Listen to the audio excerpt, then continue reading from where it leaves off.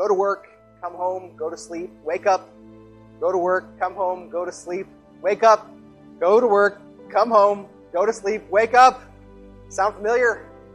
Some of you are thinking, you're describing my life, right?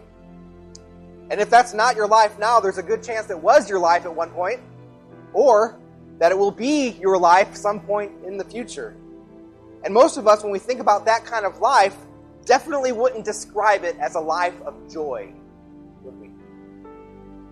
Many people today and throughout history have lived joyless lives, if you would ask them. Maybe you know a few people like this who never have a kind thing to say or always have a criticism or complaint and never have a smile on their face unless it's at the expense of others, right? Or maybe you feel like you are that person.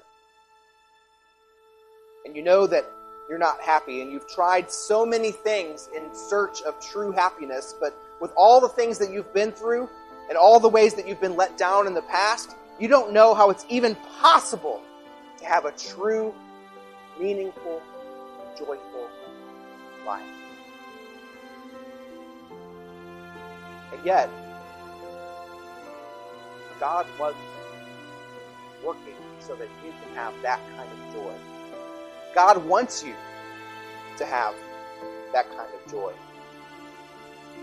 And you can even have it while you work hard. Not having a joyless existence, but a joyful existence. God desires a life of joy for you as you work hard for Him.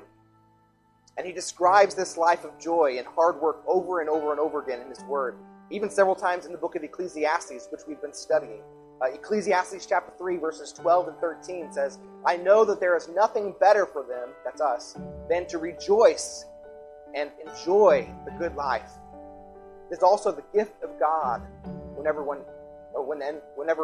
anyone eats, drinks, and enjoys all His efforts. See, effort takes work, right? But it's God's gift to enjoy our work.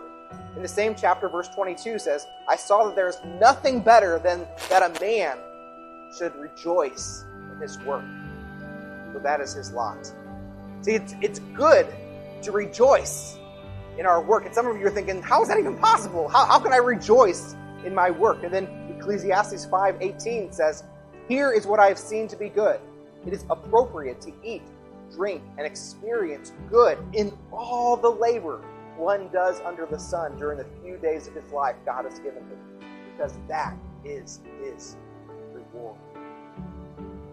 So we see over and over and over again in the book of Ecclesiastes that it's true that we labor under the sun. We work hard. And labor can be very difficult, right? And yet God desires and says that it's possible that we experience good even as we labor. He wants you to have joy.